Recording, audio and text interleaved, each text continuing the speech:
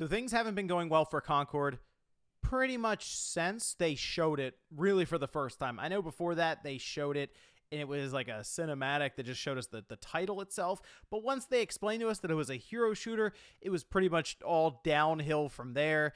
And now since it's been out for a little while now, right? Like more than a week, well, we're starting to get some numbers coming in, and I guess even I'm a little surprised on how low these sales are. I mean, we're talking historical numbers and not in the good sense of it. We're going to go over that here today. And actually, what analysts think Sony's future is now with live service games, and, well, it may actually surprise you. So if you guys enjoy these videos, hit that like button and subscribe if you're new. We have talked quite a bit about Concord in the last week or so, and it's really hard not to observe what's happening here because it does obviously affect a lot of things, I'm sure, within Sony. It probably affects things going on within Firewalk as well.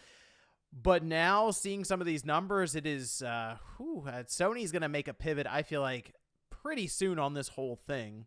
So let's take a look at actually some of these numbers that we're getting. Now, these are estimations based on just some of the data that's come in, specifically for like tracking like placement, sales charts, engagement for players. But this is over on IGN, and they had an entire write-up, which I will link down below in the description if you want to read more. There is a lot of good information. They really dove into this and spoke to many analysts around what exactly is happening here. As I mentioned, this whole Concord situation, because it is linked to Sony and first party, it's pretty big in gaming right now, just the conversation around it and the eyes on it. But per Circana analyst Matt Piscatella, who we do cite quite a bit actually when we talk about the monthly sales in the US, says, citing Circana's player engagement tracker, on Monday, August 26th, Concord ranked 147th in the U.S. PS5 daily active players across all titles, with fewer than 0.2% of Monday's active PS5 players playing the game. Now, analyst Simon Carless, who authors the GameDiscover.co newsletter, estimated that Concord's total sales are sitting around 10,000 units on Steam and around 15,000 on PlayStation. Now, this is in response to IGN just inquiring about it, but the estimation right now, 25,000 copies of Concord have sold. And there are estimations that Concord cost Sony over $100 million to make, and I can't really refute that much because 8 years of development, and again, not full-scale development, but even conceptualizing the thing as far back as 2016, yeah, it's going to cost a lot of money overall for Concord. And also keep in mind, Sony bought Firewalk because of this game, seemingly. At least they looked at it and said, oh, cool, a hero shooter that is very close to basically what Overwatch was doing, and I guess they didn't think it looked generic, but they thought there was something there. So there's also that added cost. We don't know how much money Sony paid out to Probably Monsters to buy Firewalk, but it wasn't free, so I have to assume it was cheap. But either way, we have some more here. Again, from analysts, this with IGN posing the question, of course, why isn't Concord selling? And I was kind of curious just to get an idea as to people who do track the live service market quite a bit, because we're going to see how much exactly that makes up the market, by the way, here soon. But according to Matt Piscatella, Sony dropped the ball on this front, badly damaging its ability to build momentum ahead of its release, that being the marketing, which, yeah, now I think about it, we didn't really see a lot of marketing for Helldivers 2, or at least not to the extent of you would see other big titles from Sony. And guess what? Helldivers 2 went on to be like the fastest selling title in company history or something. So we have two ends of the spectrum here, two extremes. One being the worst selling game I think I've ever seen Sony release. Like, this is like historical, again, in the wrong direction. And on the other side, we see a game that actually was historical with how fast it was selling copies. Again, last reported number we heard earlier this year was 12 million sold for Helldivers 2. Most likely it's cleared 15 million, I would assume. And that's the thing with Helldivers 2. They sold it at $40 a piece. So even if that concurrent player count number went to 0 right now, it wouldn't matter. They would have made their money many times over at this point. The $40 price tag definitely coming in handy in that case, but in Concord's case, not as much. It's actually heavily working against them right now. It says that from low awareness and purchase intent among video game players, and indicated that Circana's player pulse was showing that as of July, only a very small percentage of players were even aware Concord existed to begin with. Retail promotion was limited with just a handful of web placements across GameStop, Best Buy, Target, Walmart, and PlayStation Store. Again, that's kind of similar to what happened with Helldivers 2. I mean, we saw it occasionally in like the State of Play and stuff, but we got this vibe from Sony that they weren't exactly putting Helldivers 2 up as a big release for them, up on a pedestal, like, you got to check this thing out. Just kind of slipped in there at times during some of their presentations, and felt like that was kind of it. But then it just took off because it was a different kind of game. It was a very fun game, right, for people on PlayStation and on PC alike. So, of course, the question continues to be, what is Concord's issue now, and maybe even how can they repair it? How can they fix it? Well, as Carlos pointed out, high-skill multiplayer shooters can struggle to gain traction because players will only shift their preferred game if all their friends also agree to do so. Even then, players may be reluctant due to sunk cost fallacy around the various cosmetics and other perks they've picked up on their preferred game over time. And this is one of the reasons that these games... So think of Fortnite, great example there. You could look at Call of Duty Warzone, right? You could look at Apex Legends, Valorant. Like, the idea of them being black hole games, quote unquote, is that you and your friends just rely on that for your entertainment. That's what you play. You have a lot of money maybe invested in cosmetics, and you just never seem to leave it to play anything else. It could be a single player game. It could be a multiplayer game. But really the idea is Fortnite, right, pulls people's time so much that they don't have time to play anything else, and if all of your friends are playing it, well, that's where you're going to go. Now, to compound on that, I have seen people kind of give ideas or just takes as to why it failed pretty much, or it has failed. It's you can't really look at it and go, well, it's not that bad.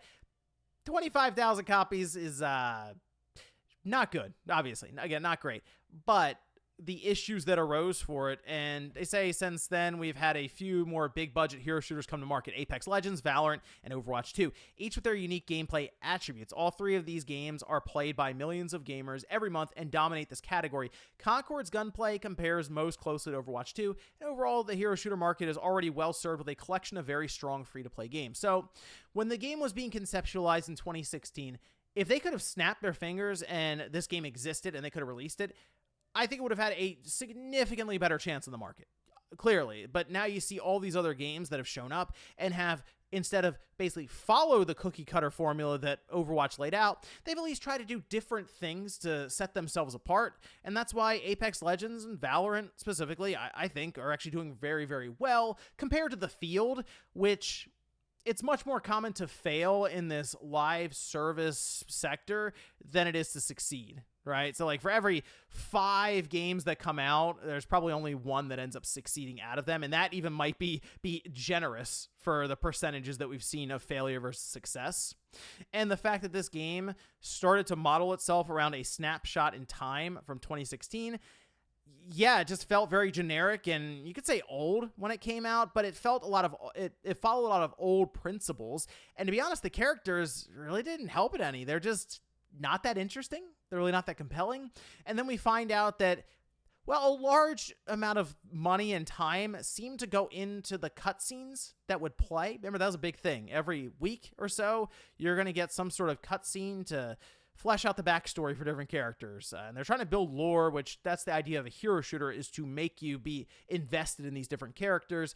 But people just don't really seem to care. Like, they tried showing a cutscene when I logged into the game during like the beta, and I skipped it because I don't care. I just want to play the game itself. I want to play the hero shooter to see how it is. And again, it's like playing Overwatch from 2016, just with Guardians of the Galaxy and other knockoff characters. But after all of this, you might be thinking that Sony is probably done with the idea of live service stuff, right? You're thinking, well, they have some games that are announced with fair games. Obviously, that's going to be it. They're going to move on. We saw them cancel Last of Us Factions, which in hindsight now, Last of Us Factions probably would have sold more than 25,000 copies in its first week or so, easily just by the name itself. Again, it's harder when you have to try to build up a new intellectual property with no marketing, but still. Turns out Sony, no, they're still full speed ahead. At least, again, that's the belief of analysts, and they share a very interesting statistic here that I think many of us tend to forget about. Really, for people like me who do like the single-player games quite a bit, and yes, there are some multiplayer games I play, but many of us who are a bit older came up on a lot of the stuff where you would play single player offline with these different consoles. Well, according to their data, only about 16% of the total revenue of games market now comes from traditional full game sales. Publishers are going to keep chasing that 84% of revenue that's generated from live service games. Here's the difference, though, with Sony, and I think this is very important to keep in mind. They are not necessarily the same as publishers like an EA, a Ubisoft, a Take-Two. I understand why they are chasing the 84%, why they are chasing the live service sector as heavily as they are, which, let's face it, Take-Two, them and Rockstar, they're going to announce Grand Theft Auto Online, and it's going to make stupid amounts of money for the next decade. I think we're all aware of this.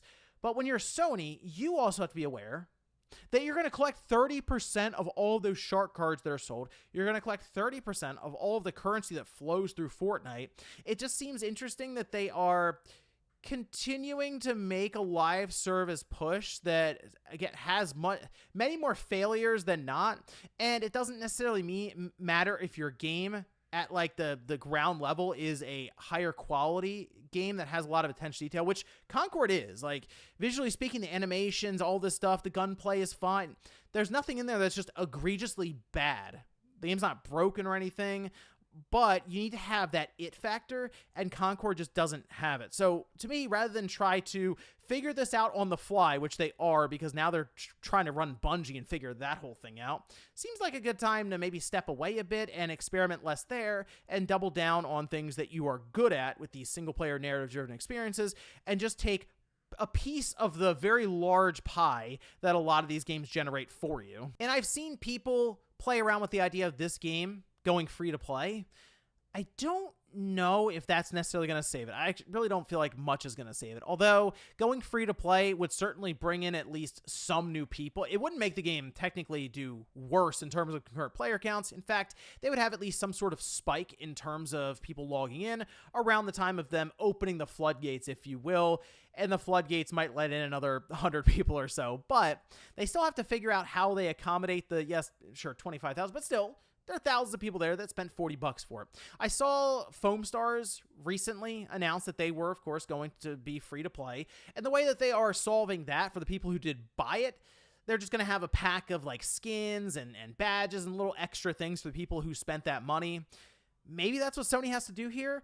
Maybe they do a light version or a free quote-unquote version of this where you don't have all of the heroes unlocked, you have to earn them, but then how does that work into PlayStation Plus because you currently need that to play Concord, but you wouldn't for the light version that's free? It's a whole mess that they've kind of wound up in here, and they have to sort of figure out their path forward, whether it is trying to save Concord or just completely move on from it. In fact, I feel like if Sony were to continue down this multiplayer path, I would prefer for them to go back to some of the older days of multiplayer that weren't necessarily focused on it being a quote-unquote live service title. Just things that are more leaning into the idea of just kind of a walled-off multiplayer from a single player, and you have so many maps and they have so many game modes, and they just kind of leave it and that's it. You don't have to have an entire team that's dedicated to creating content every single week for it. For the most part, people were still playing factions. Like, I think people still play factions actually on the PlayStation 4, backwards compatible on the PlayStation 5, and it's not like that's getting weekly drops like you see with games like Concord, Fortnite, or Apex Legends. It's just the game itself is very fun, so people will continue to log in to play it, and that's it. You sell it, and you move on to the next one. I do think there's a place here for games like that harken back to the old days of, yes, the Xbox 360 and that PS3 generation, which when I ask people, like, what was your favorite multiplayer generation, everyone always looks at that 360 for the most part and say, that was it right there. That was the peak. It's been downhill ever since then. But let me know what you guys think about this one down below, because the Concord numbers coming in, 25,000 sold, it's not really shocking, I guess, because we've seen the concurrent player count numbers, which last I checked, it's like 100 on Steam right now. It's